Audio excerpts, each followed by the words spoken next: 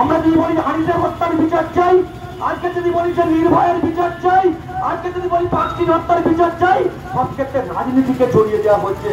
তাই রাজনীতি ব্যতি রেখে কিন্তু চলতে পারে না। তাই আমরা সাধারণ মানুষদের খুব সাবধানে আমাদের পা ফেলতে চলতে হবে। তাই কোনো কোনো বিরুদ্ধে আমাদের এই লড়াইকে, আমাদের এই আন্দোলনকে ভেঙে চুরমার করে দিতে চাইছে। আজকে যে সঞ্জয় রায় সন্দীপ হচ্ছে প্রতিনিয়ত প্রতিদিন নতুন নতুন খবর আপনাকে মাথার মধ্যে অ্যাটাক করতে চাইছে। তাই আপনাকে সজাগ থাকতে হবে, আপনাকে সজাগ থাকতে হবে। যেই নোংরা যে নক্কারজনক ঘটনার বিরুদ্ধে আপনাকে, আপনার প্রতিবাসীকে, আপনার বাড়ির লিডারিং সকলকে সজাগ থাকতে হবে। কখনো কখনো অজান্তে ভুলভ্রান্তিতে আমরা পা দিয়ে ফেলি। তাই এদের বিরুদ্ধে কখনো কোনো রাজনৈতিক দল এদেরকে বিভ্রান্ত করতে চাইছে, বিভিন্ন রকমের নাম নিয়ে ছদ্মবেশে মানুষকে লড়াই আন্দোলনকে ভাঙতে চাইছে। তাই এদের বিরুদ্ধে লড়াই আন্দোলন সংগঠিত করছি। আজকের এই বিচারটা আমাদের এই ফেমনা এখানেই দাঁড়িয়ে নেয়।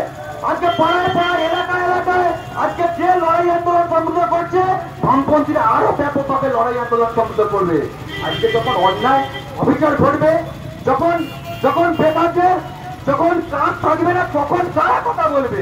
আমরা যারা লাল ঝান্ডা করি, যারা বামপন্থী রাজনীতি করি, তাই সমস্ত শুভবুদ্ধি সম্পন্ন মানুষ, প্রগতিশীল যারা মানুষ, আমাদের কথা যারা শুনতে পাচ্ছেন, তাদের কাছে আমাদের কাতরে আবেদন।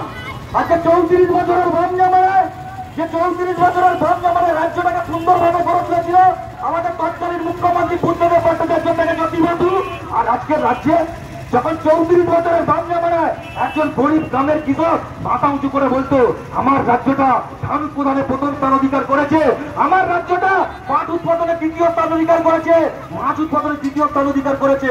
আর আজকের এই বাংলায় পরিবর্তনের জামানায় আমাদের রাজ্যটা মহিলাদের শিলাতাড়িতে প্রথম স্থান অধিকার করেছে, আর ধর্ষণেতে দ্বিতীয় স্থান অধিকার করেছে। লজ্জিত হতে হয় এই বাংলায়। যখন স্বাধীনতার পর থেকে আমাদের রাজ্যের প্রধান মুখ্যমন্ত্রী মহিলা একজন মুখ্যমন্ত্রী, আজকে কি দেখলাম, একটার পর একটা ধর্ষণ কাণ্ডতে রেট বেঁধে দিয়েছে। আমরা দেখেছিলাম পাঁচটিতে কখনো 10 লাখ থেকে 10,000, 15,000, 20,000, আর আজকে এই যে আমাদের ডাক্তারি আমার দিদিটা মৃত্যুবরণ করেছে, তাকে বলেছে 10 লাখ টাকাও তো দিয়ে দেওয়া যায়। আজকে সোশ্যাল মিডিয়ায় আজকে লজ্জিত হতে হয় আমাদের রাজ্যের মুখ্যমন্ত্রী, তার কথাবার্তা নিয়ে বিভিন্ন সোশ্যাল মিডিয়ার মধ্য দিয়ে মিম দেখতে হচ্ছে আমাদেরকে। তার কথাবার্তার কোনো গোলাম নেই, কোন রকম তার কথা বলার বাঁকা ভাষ্য নেই, আজকে ভুলিয়ে দিতে চাইছে, কারণ ও ভয়ে থাকছে। আজকে নবান্ন যদি সুরক্ষিত নয়, তাই তো আমাদের লড়াই আন্দোলনকে পুলিশ দিয়ে ভাঙতে চাইছে। আজকে যখন যারা প্রতিবাদ করছে, রাজ্যের আমাদের ডিওয়াইএফ-এর রাজ্যের নেত্রী মীনাক্ষী মুখার্জি থেকে 7 জনকে প্রতিবাদ করেছে বলে তাদেরকে লালবাজার থানায় তলব করেছিল। আমরা বলতে চাই, আমরা শুধু প্রশ্ন বলতে চাই, যখন বিচার চাওয়ার কথা, যখন বলতে চাই যারা যারা এই নক্কারজনক ঘটনা ঘটেছে তাদের বিচার চেয়ে যখন তাদেরকে অ্যারেস্ট করার কথা, আর আমাদের যারা বামপন্থী নেতৃত্ব দেয় তাদেরকে এখন বলছে অ্যারেস্ট করবে। আমরা শুধু বলতে চাই, তাই প্রতিবাদের এই লড়াই আন্দোলনকে কোনো পুলিশ কোনো ভাঙতে পারবে না।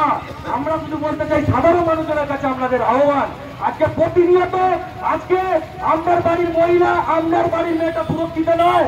আজকে ওই পরিবারটা যেমন আজকে প্রতিদিন রাতের বেলা তার মাথা যখন ফুফে কাঁদছে, রাত 11:30টার সময় যখন ফোন করেছিল, আরে তুই কি খেয়েছিস, বলছে নাকি রুটি আর চিকেন ভর্তা খেয়েছি, ওই তার লাস্ট মায়ের সঙ্গে শেষ কথা বলুন।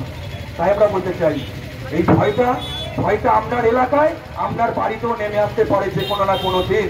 আমরা যে ছেলেটা গ্রাম থেকে, মফস্বল থেকে কলকাতার বুকে কেউ নার্সিং পড়তে যাচ্ছে, কেউ কলেজে বিশ্ববিদ্যালয় পড়তে চাইছে, আজকে কেউ সুরক্ষিত নয়। তাই এদের বিরুদ্ধে প্রতিটা মানুষকে গর্জে উঠতে হবে, লড়াই আন্দোলন সংগঠিত করতে হবে। বক্তব্য জিজ্ঞাসা করার জায়গা নেই। আমরা শুধু একটাই আবেদন, যে লড়াই আন্দোলন থেকে, প্রতিবাদ থেকে লড়াই আন্দোলন যদি না করা যায়, কেউ কোনোদিন লড়াই এমন জিনিস আমাদেরকে কেউ কোনোদিন এমনি হাতে তুলে দেয় না। আর শাসকরা এই প্রতিবাদ লড়াই আন্দোলনকে ভয় পায়, তাই শাসককে আমাদের ভাঙতে হবে, এই বাইনারিকে ভাঙতে হবে আমাদের বামপন্থীদেরকে। তাই সকলকে আরো একবার সংগ্রামী অভিনন্দন জানিয়ে আমার বক্তব্য শেষ করছি। ইনকলাব জিন্দাবাদ, আর লড়াই আন্দোলনটাকে জারি রাখুন, এই কথা বলে আমার বক্তব্য শেষ করছি। ইনকলাব জিন্দাবাদ, ডিওয়াইএফআই জিন্দাবাদ।